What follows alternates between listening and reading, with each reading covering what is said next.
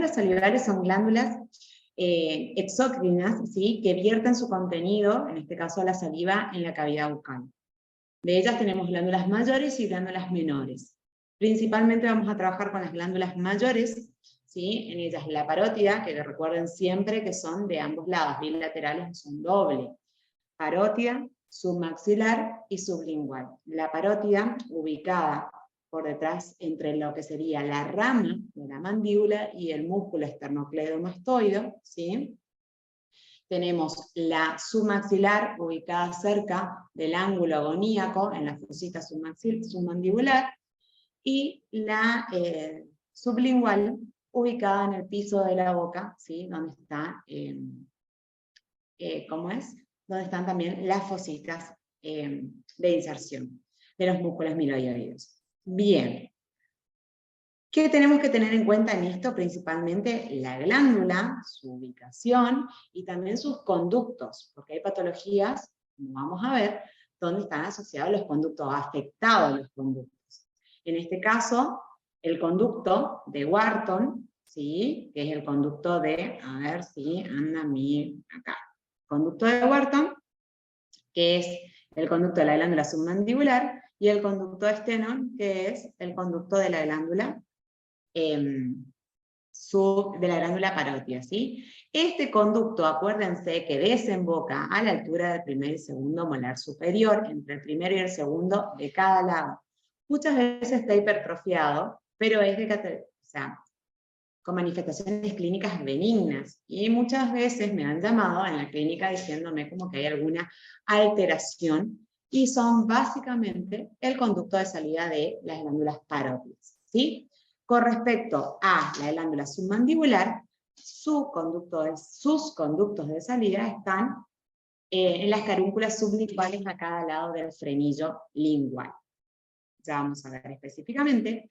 Entonces tenemos las glándulas mayores, como les estuve diciendo, la parótida, que tiene una secreción sobre todo serosa, es la más grande de las tres, y su conducto es el conducto esteno. La submandibular tiene una secreción mixta, es decir, que tiene mucosa y serosa.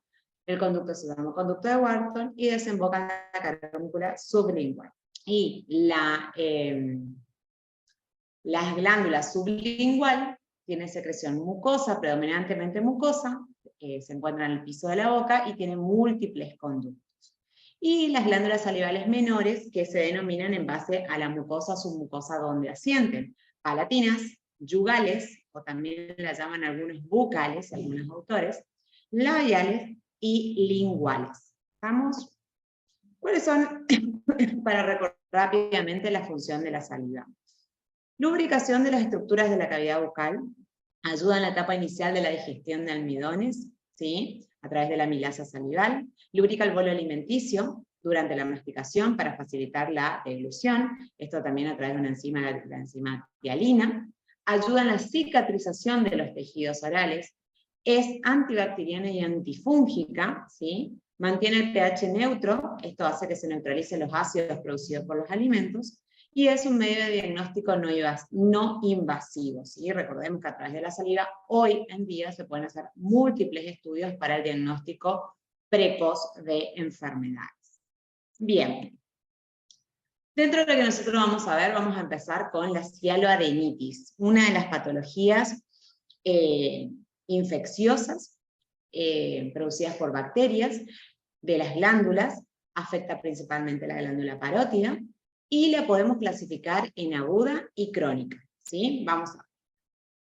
La cialoadenitis bacteriana aguda es una infección bacteriana, como dijimos, aguda, de las glándulas salivales, todas ellas, que se produce por dos mecanismos. Lo más común es que haya una cialoadenitis obstructiva, ¿sí? Sería justamente producida por cálculos, ¿sí?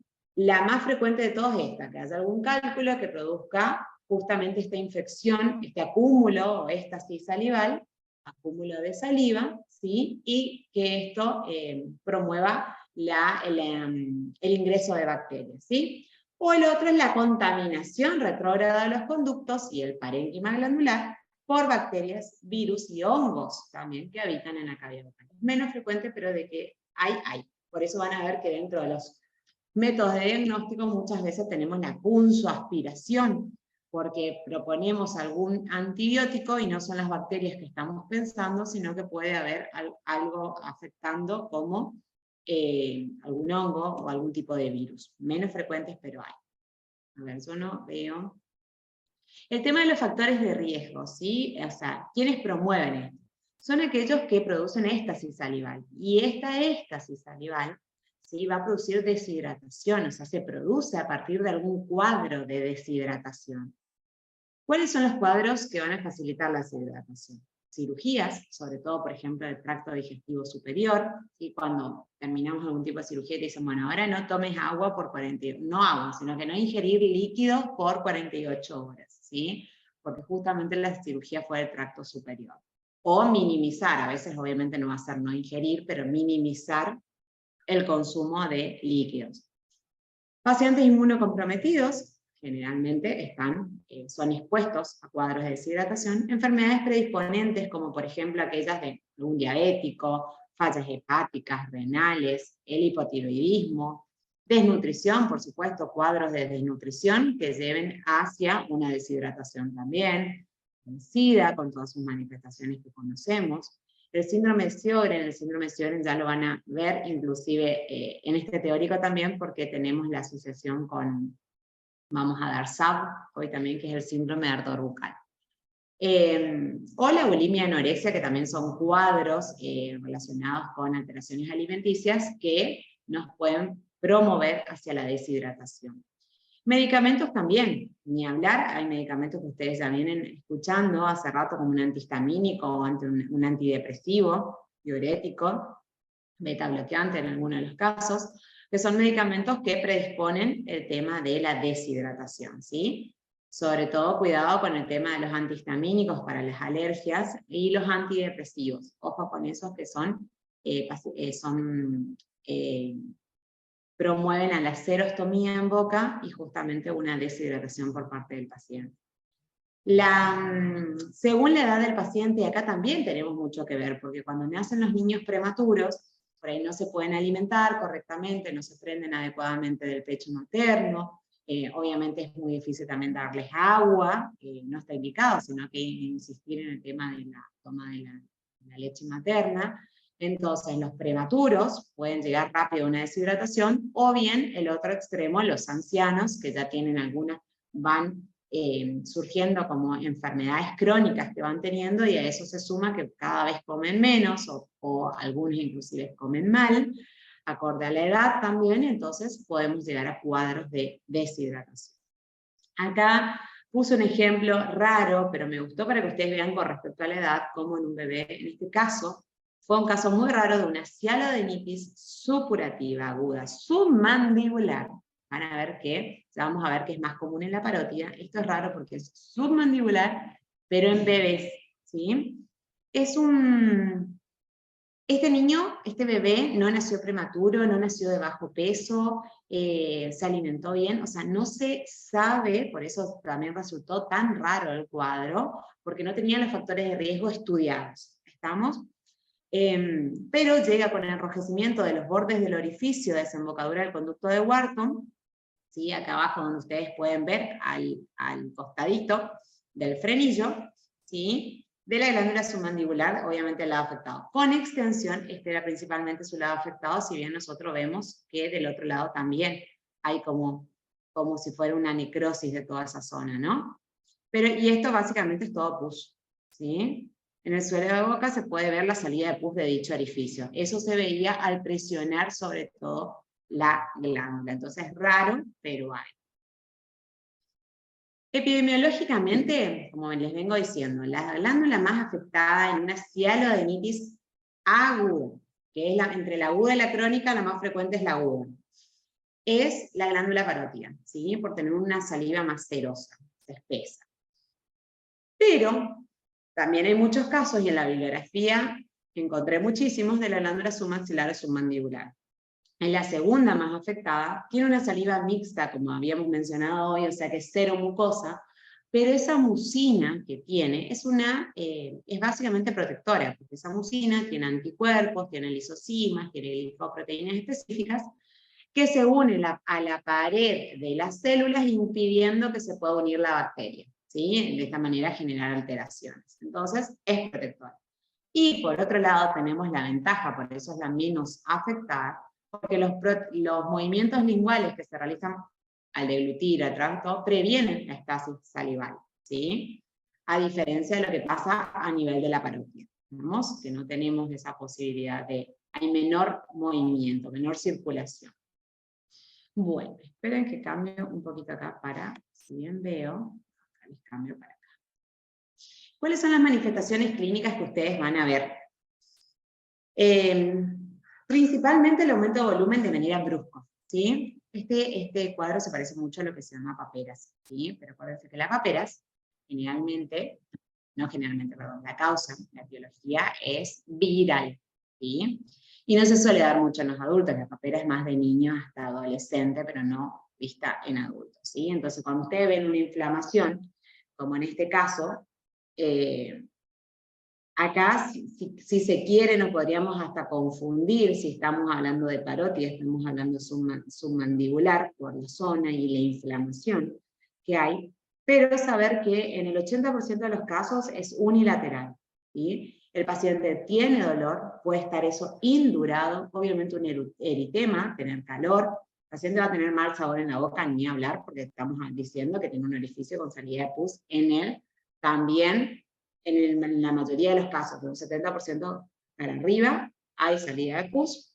Vamos a ver que en los casos que son nuevos, o sea, un aumento brusco, pero todavía no está el orificio de salida, así que con pus, pero entonces, la salida de pus no es un signo patognomónico para hablar de cialoadenitis. ¿Está? Generalmente está, sí. Puede no estar, puede no estar.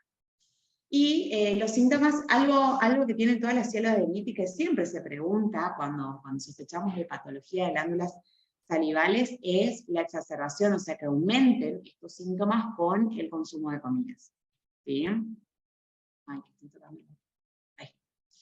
Acá tenemos, si bien, un caso marcado ya de la segunda glándula más afectada, que es en el caso de la submandibular. ¿Sí? Y es lo que te hablamos, el aumento de tamaño, un aumento de tamaño brusco en cuanto a tiempo, en cuanto a evolución, ¿sí? Vemos color, el eritema, el calor, o sea, todos los signos de la infección, el dolor, pues muchas veces en estos casos al tratarse de la submandibular hay dificultad en la apertura de la boca, podemos tener un trismus.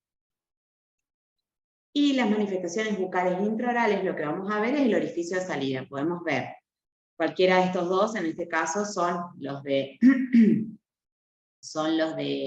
esteno, los conductos de esteno, lo que hablábamos hoy. Fíjense cómo se ubica bien a la altura del primer y segundo molar, acá da la impresión de un poquito antes, pero se ven como con la gota de pus, esa, ¿sí? Acá mucho mejor la gota de pus.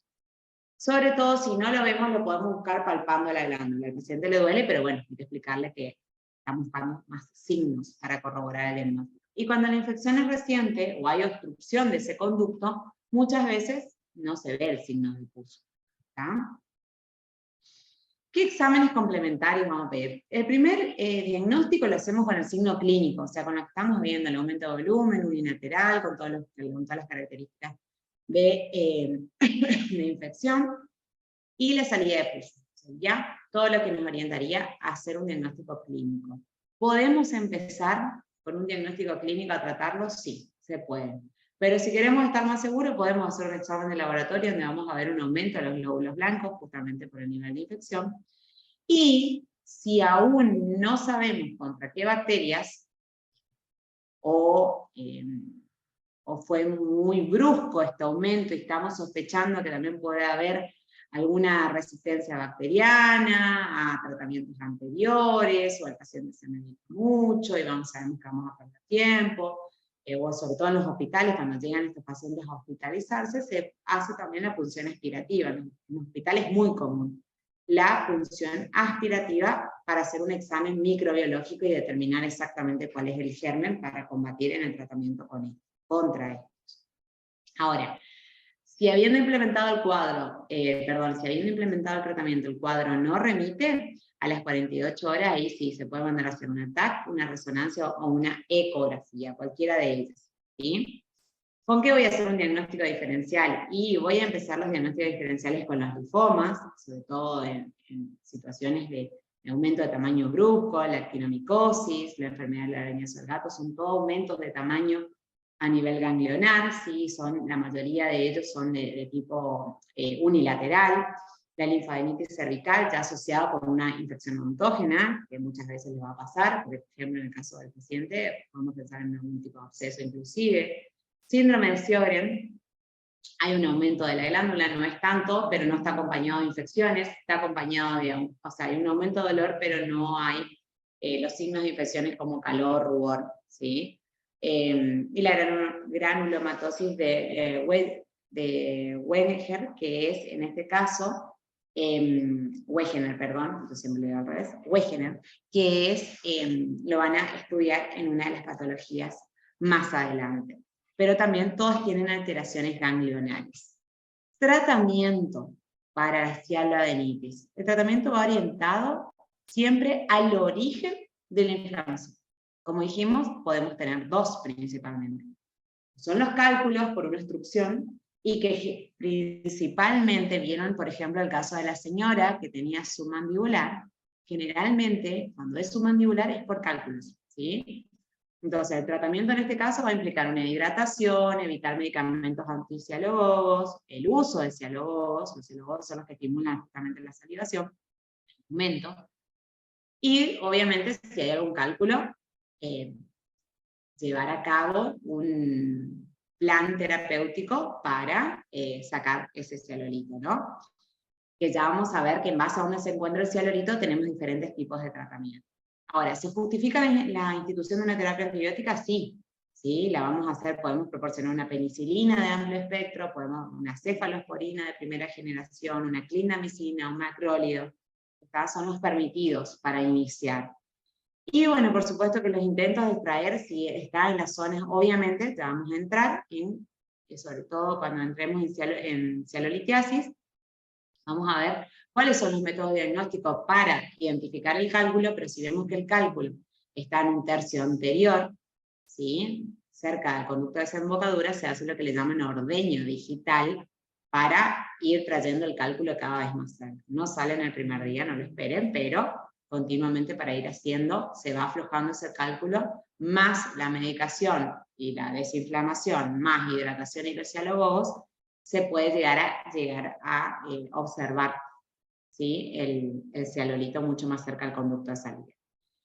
Y lo otro sería una infección bacteriana con absceso, ¿sí? En ese caso ya hablamos del drenaje quirúrgico, principalmente en eso ya se deriva al paciente al hospital. Pronóstico de este tipo de enfermedad es variable, va a depender mucho del estado médico del paciente. Recordemos que podía tener muchos factores de riesgo, o podía ser un paciente sano, inclusive puede ser por algún cialolito, y que por eso tuvo una cialoadenitis. Pero el 20-50% de la mortalidad en pacientes con factores de riesgo, o sea, hay una alta, si vemos una alta mortalidad en todos aquellos pacientes con riesgo. Hablemos pacientes, como dijimos, inmunocomprometidos o con las enfermedades que teníamos, ¿sí? O pacientes con medicación y con medicaciones crónicas, ¿sí? Entonces recordemos los factores de riesgo para asociarlo a ver al pronóstico que le damos. Para si es un paciente sano, con un diagnóstico temprano y una intervención rápida, oportuna, hay una resolución completa y generalmente no quedan secuelas. ¿Vamos? Hay que tocar abajo. Muy bien, hasta ahí la cialoadenitis crónica, la aguda. La cialoadenitis también es crónica. La crónica, lo que tenemos que saber que es un resultado de un daño permanente causado a la glándula por una infección supurativa aguda. Es decir, dicho de otra manera, estas supuraciones agudas, repetidas, ¿sí? Me está saliendo el nombre ahora, pero hay en la bibliografía mucho que son cialoadenitis aguda, repetitivas creo que es, o reiterativas, una palabra así, pero son cuando constantemente aparecen estas agudas y finalmente terminamos luego en una cialoadenitis crónica, ¿sí? O sea, donde justamente la más afectada es la parótida, porque era la más afectada de la aguda, ¿sí? Y el paciente va a venir con un agrandamiento parotídeo recurrente, ¿sí? Con molestias que se exacerban en comidas sin guarda. El motivo es el mismo.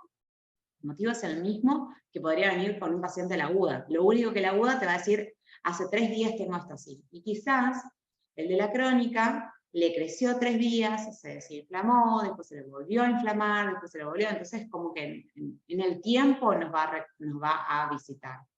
¿Estamos? Entonces tenemos acá, como manifestaciones clínicas, vamos a ver el aumento de tamaño de la glándula, puede no haber dolor, ¿sí? En el momento de la infección y palpación.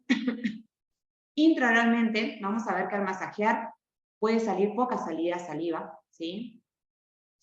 El 80% de los pacientes desarrolla serostomía de esa glándula afectada, o sea, del lado afectado también, va a depender de eso. Y esto ustedes lo van a poder ver como manifestaciones clínicas en boca, una boca seca, un aspecto acartonado, liso, ¿sí? Lo importante siempre va a ser, antes de medicar directamente, es excluir la presencia de cálculos salivales. Vamos siempre a la presencia de cálculos salivales que hay, ya vamos al diagnóstico, cómo diagnosticar un cálculo, pero siempre hacer, son formas sencillas dentro de todo de diagnosticar un cálculo, entonces si no hay cálculo, ahí vamos, empecemos a buscar a ver dentro de los factores de riesgo que puede estar pasando, y qué tipo de bacterias pueden estar influyendo ahí en los conductos, o a nivel glandular, ¿por qué no?, para estar afectando la glándula. ¿Por qué les digo glandular también? Porque el tratamiento básicamente para una celodenitis puede estar afectado en el conducto o en el parénquima glandular, en la glándula en sí, ¿no? En el acino, en los acinos. El tratamiento va a ser conservador siempre y cuando esto cese, o sea, nosotros mandamos a hacer, bueno, vamos a hacer cialogogo, vamos a colocar cialogogo, que puede ser, por ejemplo, vienen algunos cialogogos que se compran, ¿sí? O uno muy casero natural es el líquido, le hacen un juguito de limón, ¿sí? O un juguito de naranja exprimido, sobre todo el juguito de limón, es el que mejor anda, chicles también. Entonces todo esto estimula, genera una hipersecreción, ¿sí? Masajes, calor también, y antibióticos, sería todo lo más conservador, ¿sí? Como si fuera un tratamiento de un agudo. Si no funciona así, nos pasaríamos ya a una ligadura del conducto para ver, obviamente no nosotros, esto ya es de cirujanos, bucomaxilofacial para hacer una ligadura del conducto. Ya podemos hablar también con oncólogos para ver de qué estamos hablando y ver si se irradia la glándula, que es la que está en problema continuo, o ya optar por la escisión de la glándula, que es retirar toda la glándula para evitar continuar con ese problema, ¿no? Obviamente estamos hablando de celodenitis crónicas muy, muy, muy exacerbadas, ¿sí? Y tener en cuenta que si una parotiditis crónica recurrente, no se soluciona, puede conducir a desarrollar una lesión linfoepitelial benigna, que se la conoce como enfermedad de Mikulicz. ¿Qué pasa? Pero la enfermedad de Mikulicz sobre todo puede comenzar con una, pero es conocida por una hipertrofia bilateral ya de las glándulas. Cuando comienza afectando una, toma la otra, ¿sí? Obviamente acá ya tenemos mayor alteración de los linfocitos, ¿sí? O sea, cambian los valores de nuestras alteraciones a nivel sanguíneo también, ¿no? Por alteraciones infecciosas. Otra que tenemos que saber, bueno, la crónica. Entonces, de la crónica tenemos que saber eso, que cuando la aguda se produjo muchas veces y fueron quedando como secuelas, o sea, no se fue recuperando, la alteración o la secuela máxima es la celodenitis crónica. ¿Tá? Entonces pregunta, ojo con eso, pregunta orientadora hacia ese paciente, que se le inflama, cuál es el motivo de la consulta primero, nos puede decir tengo un aumento de tamaño, pero tengo que preguntar si es la primera vez que le pasa. No, vos sabés que a mí me trataron una vez, ¿qué le dieron? ¿Qué le hicieron? ¿Tá? Entonces nuevamente volvemos al cómo, cuándo y dónde comenzó, empezó, se medicó, lo que yo siempre le digo en antecedentes de la enfermedad actual. Pero es muy importante tener en claro, porque yo tengo que orientar hacia el paciente. Ojalá en el antecedente de la enfermedad actual estuvieran las preguntas concretas, ¿sí? Pero no, las preguntas concretas las hacemos nosotros, que vamos haciendo un caminito hacia lo que nosotros queremos saber. O sea, yo pienso que es esto, entonces lo voy orientando, y cuando me dijo no, descartado de esto, voy por otro caminito. ¿Tá? Esas son las preguntas orientadoras, pero tengo que pensar en algo, no es que pregunto porque pregunto.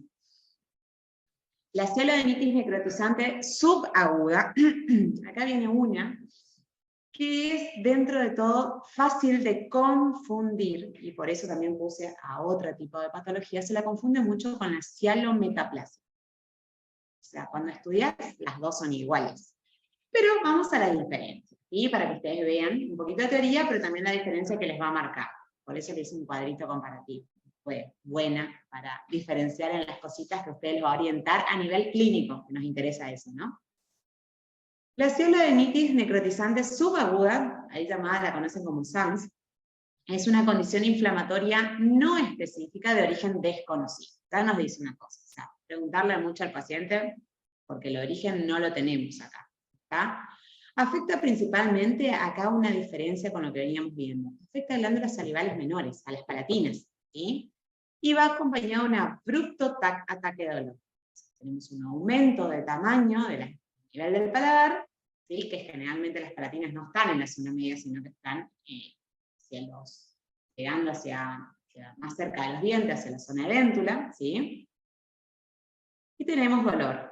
¿Vamos? Algunos autores la consideran una variedad de la cialometaplasia necrotizante, se llaman muy parecido. Nosotros, esto es cialodenitis, que es la condición inflamatoria, y la cialometaplasia ya van a ver que tenemos otro tipo de alteración. La etiopatogenia, si bien decimos que es una etiología infecciosa, no dejan de haber algunos autores que dicen que también puede ser autoinmune. Se asocia con historias recientes de infecciones respiratorias a repetición, de aparición abrupta a los síntomas, esto que dijimos, el aumento de tamaño y el dolor, y con picos sobre todo en otoño e invierno. Está bueno saberlo, es como cuando hablamos del herpes, ¿sí? Está bueno saberlo en los periodos, pero no descartemos el tema de las infecciones respiratorias a repetición. Se presentan pacientes sobre todo jóvenes de 15 a 45 años, ¿sí? Y las glándulas afectadas, como dijimos, son en principio las del paladar duro. ¿Puedo tener el paladar blando? Sí. ¿Puedo tener tosilas? Sí. Serían mis glándulas, ¿sí? Y acá la diferencia. La SANS, la cialoadenitis, con respecto a la cialometaplasia necrotizante. La cialoadenitis ustedes la van a ver como una lesión no ulceral. Dolorosa, sí dijimos que decimos un dolor abrupto. Y dura más o menos 2 semanas. La otra, que es la cialometaplasia, ya son úlceras, que acá lo contrario, son poco dolorosas, ¿sí? Y tienen una duración de 5 a 6 semanas. O sea, las diferencias sí están. Recuérdense que las úlceras tienen más de 15 días de evolución, o sea que recuerden eso para decir seguramente es la más larga, y una úlcera crónica ya no duele, entonces bueno, duelen menos. Los signos de necrosis no duelen, o sea que ahí estamos teniendo todas las características de la metaplasia, cialometaplasia. ¿Estamos? Histológicamente, esto es de manera, me gustó para que ustedes sepan que a nivel histológico, si yo voy a ver, tomo ambas muestras, en la SANS se va a ver la inflamación, pero la inflamación precede, está antes de la necrosis, ¿sí? O sea, signos de inflamación antes de la necrosis, y lo que diferencia una de otra es que sin metaplasia, no hay metaplasia ni hiperplasias, ¿sí? Entonces, este tipo de hiperplasia pseudoepiteliomatosa que llaman, por alteraciones en el epitelio, pero en la SANS, cialodenitis, no hay metaplasia, ¿sí? Vamos a ver a nivel clínico. Fíjense que esto es lo que decimos.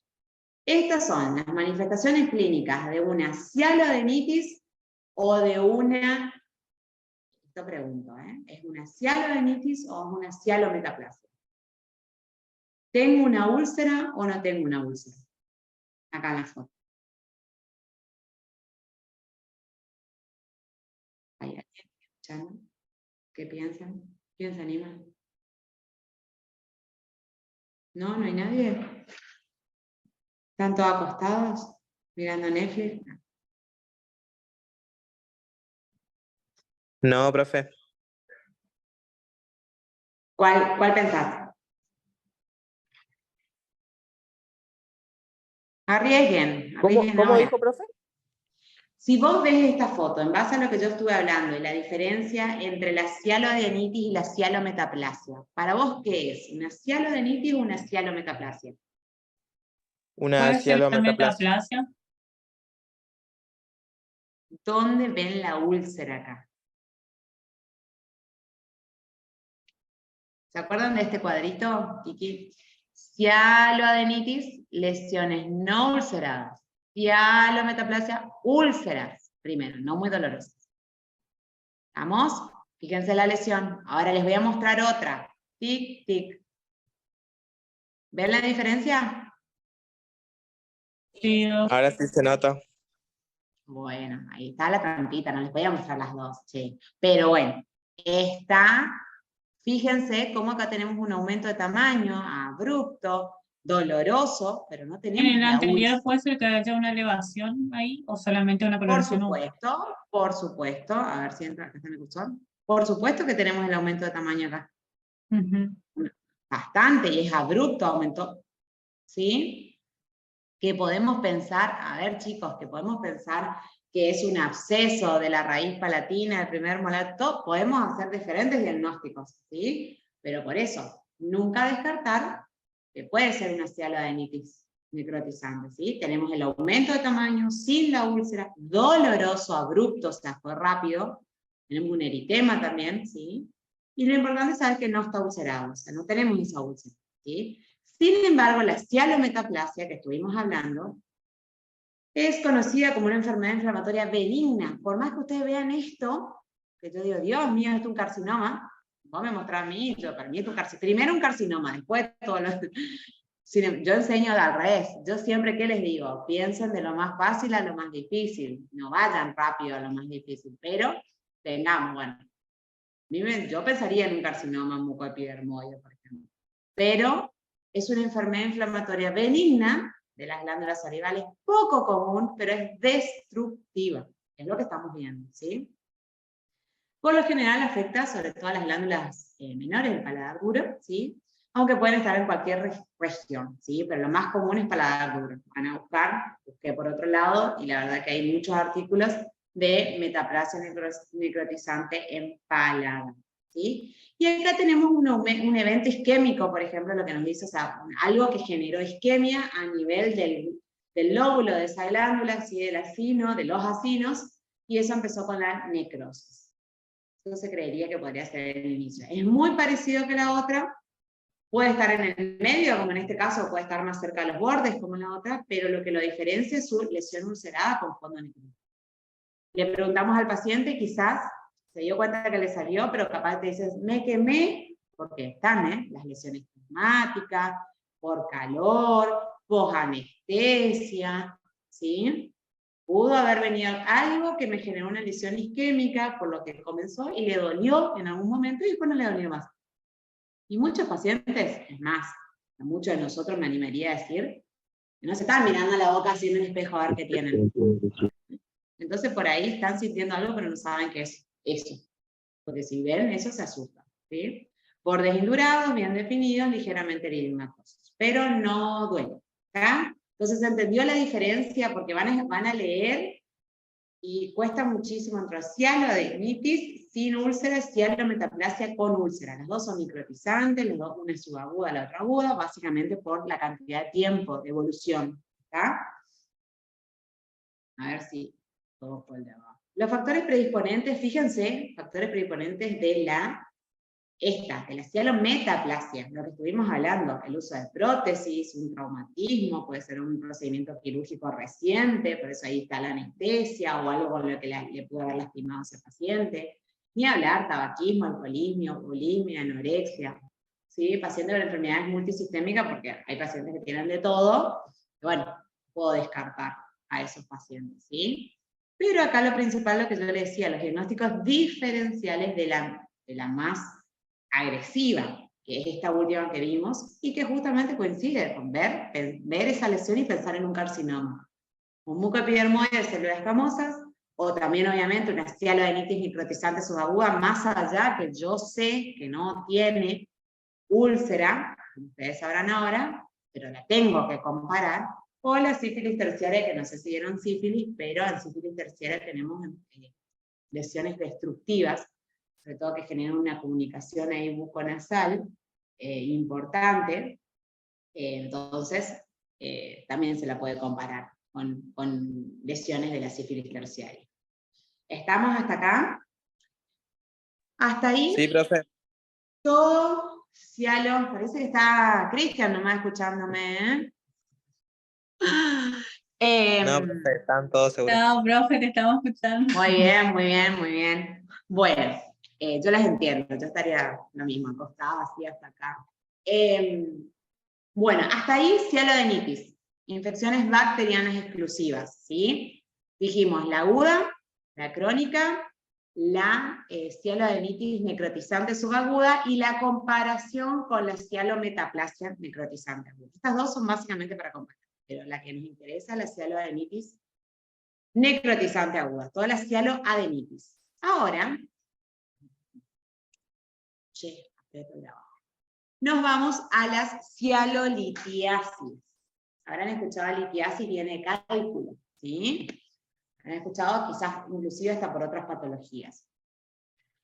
En la fisiopatología acá vemos los calculitos que se ven, ¿sí? Que no son nada más que en piedritas, ¿sí? Compuesta por una matriz orgánica y una inorgánica, fosfato y carbonato de calcio principalmente, que generan, al acumularse en el conducto, ¿sí? Al depositarse, genera una inflamación de esta glándula, ¿sí? Principalmente acá tenemos la afectada, es la submandibular.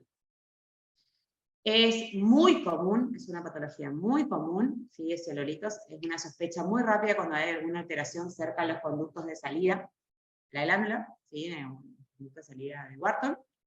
20% se dan parótida, 80% entonces como dijimos submandibular, 20% parótida y 1% ahí nomás sublingual, ¿sí? Es más frecuente en hombres entre la quinta y octava década. No significa que no se den mujeres. ¿Estamos?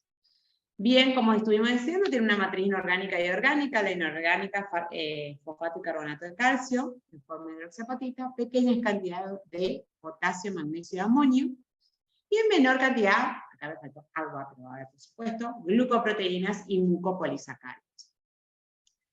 Si ven, yo me preguntaba, y ahora haciendo la investigación bibliográfica más extensa para el teórico, decía por qué la diferencia en tamaños, en forma, es porque el depósito no es constante, o sea, no es que se formó el cálculo y ya está. El cálculo se va formando por aposición, y puede ser en periodos discontinuos, ¿sí? Entonces de ahí las diferentes formas y tamaños. ¿Estamos? Esto está bueno que ustedes aprendan a hacerlo, inclusive con sus dientes, cuando yo los veo sacando fotos, ¿sí? Con sus dientes, para medir si son grandes o chicos, comparar con algo, ¿tá? Que generalmente se compara, los cirujanos comparan mucho con la hoja de bisturí o con el anis tubo, ¿tá? Algunos tienen una reglita súper cheta, bueno, si no tenemos... Seguimos. Manifestaciones clínicas. Acá vamos a ver esta imagen, me encantó. Dijimos entonces que el sitio principal de cálculos es el conducto de Wharton. Acá tenemos la glandulita, acá sale el conducto, acá viene el cálculo, y acá sigue hasta que sale más o menos a esta altura, ¿sí? Acá ya va a estar la...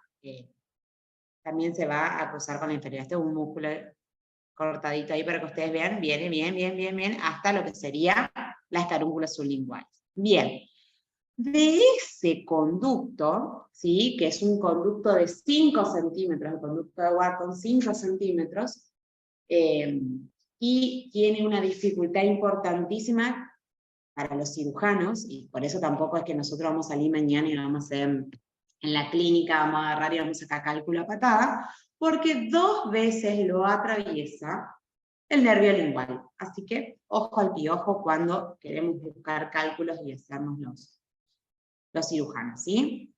De esos 5 centímetros, dice que en la región iliar, o sea, el área del coma, que es desde la carúncula, más o menos son los 2 primeros centímetros a 3, en el 57% se da ahí tenemos el cálculo, ¿sí? Después tenemos los conductos distales, ¿sí? Es como que hace un codito acá.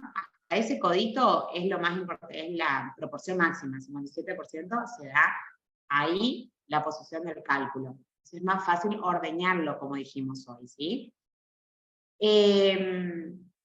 Los conductos distales, del conducto distal en un 34% se da en esta zona donde ya no trabajamos nosotros, sino van a haber 4 tratamientos, y ni hablar si se da a nivel de la propia glándula, que es muy pocos casos, pero que hay los hay. Así que tener en cuenta eso, ¿sí? ¿Qué vamos a ver o cómo vamos a ver qué es lo que nos interesa? Una tumefacción glandular, perdón. Acá, en esta zona, un poquito piso de la boca, pero acuérdense que si es piso de la boca, es la lengua. Nosotros vamos a ver acá y acá para abajo, ¿sí? O sea, vamos a palparlo así, aquí, acá aumento. ¿Vamos? Aumento que nosotros vamos a poner así, en el paciente. Si tiene paciente, vamos a poner acá, digital. De un lado, por supuesto que lo vamos a palpar, ¿eh? Los cálculos son unilaterales, pero para comparar se pone de ambos lados.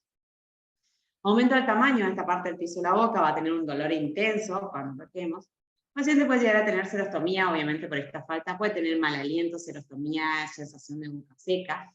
Se puede llegar a palpar también, si da esto, yo lo estoy buscando al conducto, ¿sí? Lo puedo llegar a palpar.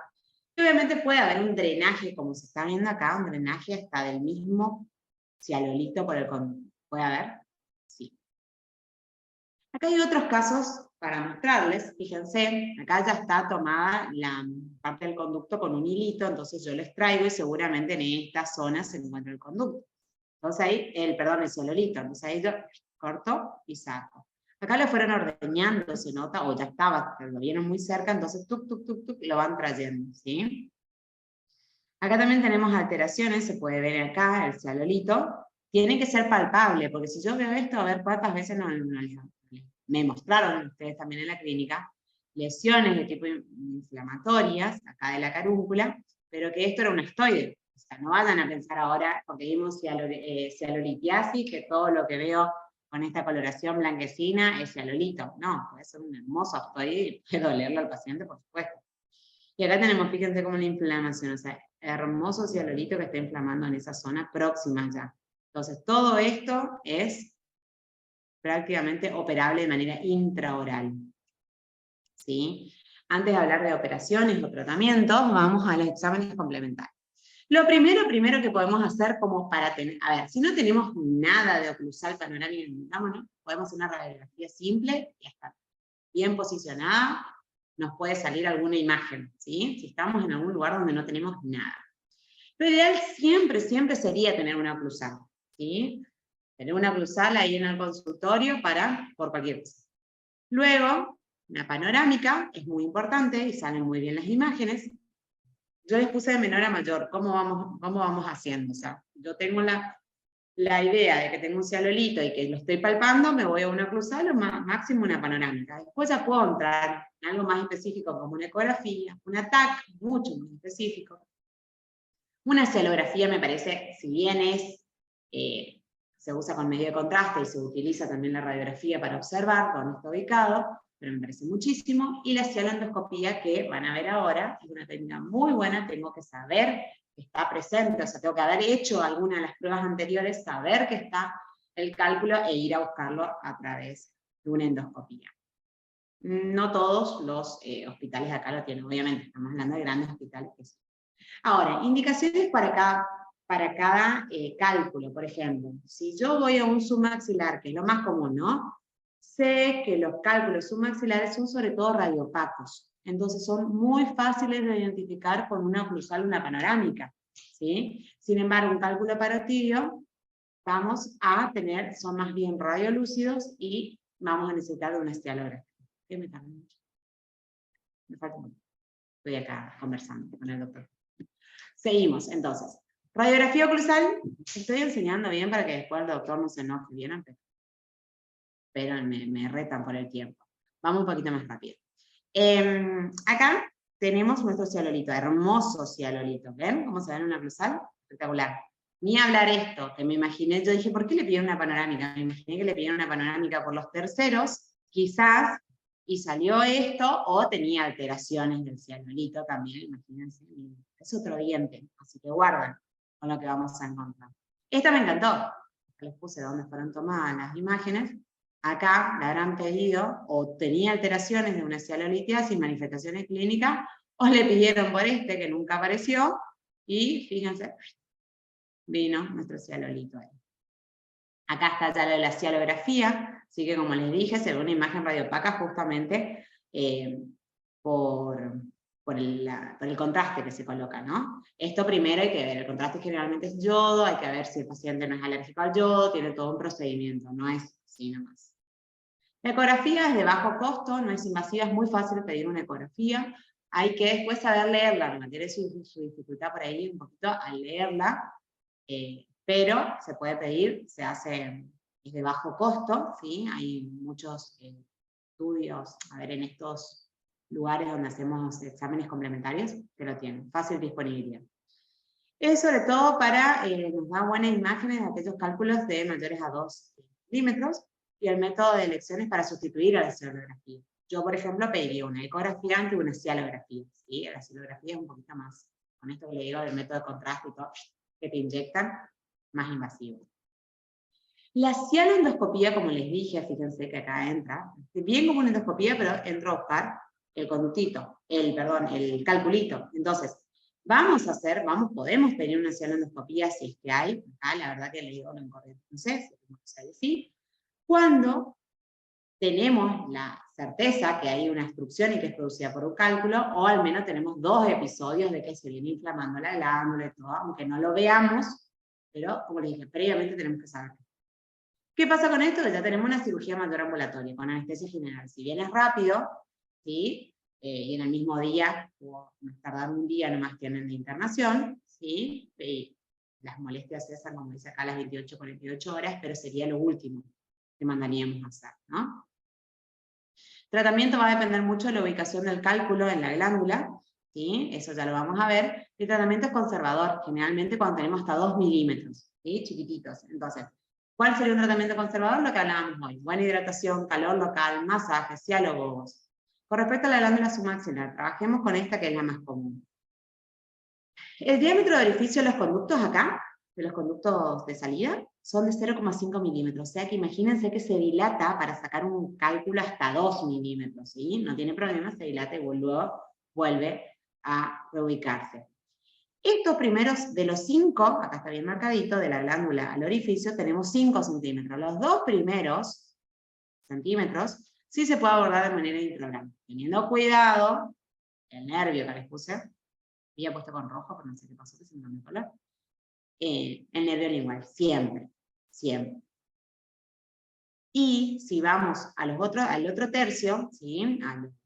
Que sería acá los 3 centímetros, ahí ya tenemos una extirpación quirúrgica con anestesia general, porque hay que levantar, ¿sí? Estructuras anatómicas y tener cuidado con el nervio, y ni hablar si vamos a la glándula, ¿sí? Ahí ya estamos siempre también hablando glándula afectada porque el cálculo se encuentra en la glándula, anestesia general. Entonces, lo único que nosotros podíamos, en realidad ninguno podemos abordar como odontólogos, me parece.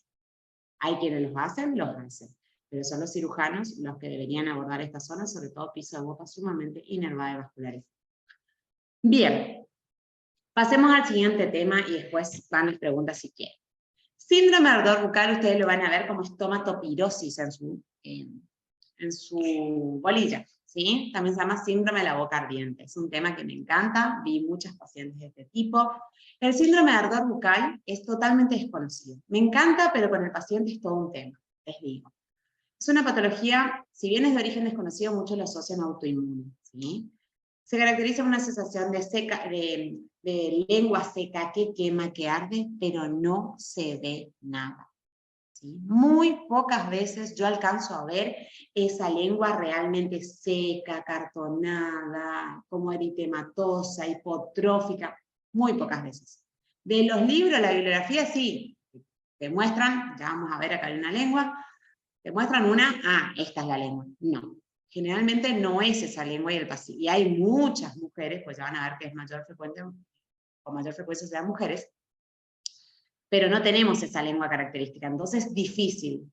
Paciente, si vos lo escuchás, que lo escuchamos antes de verlo, parece que el paciente está lleno de aftas, o si tuviera una mucositis, de lo que le duele. Sin embargo, no vemos nada, no vemos eso. Frecuencia variable. Puede ocurrir en momentos variables del día. O sea, el paciente te va a referir exactamente en qué momentos le ocurre. Pueden ser algunos diurnos, nocturnos, pueden ser otros leves durante todo el día. La duración puede durar horas, ¿sí? O sea, realmente como que estés tomando algo caliente mucho tiempo, porque la sensación es como que te tomas tu mate caliente. Y la intensidad justamente, ligera molestia a fuerte quemación. El ardor bucal se presenta principalmente en mayores, mujeres de 50 años en un periodo pre o menopáusico ya. La menopausia, dentro de todas las etiologías, es la más frecuente, ¿sí? Particularmente se le asocia a la deficiencia de estrógeno. Entonces, decimos, bajos niveles de estrógeno, menor secreción de saliva, las papilas gustativas también están afectadas y todo eso llevaría a un ardor bucal.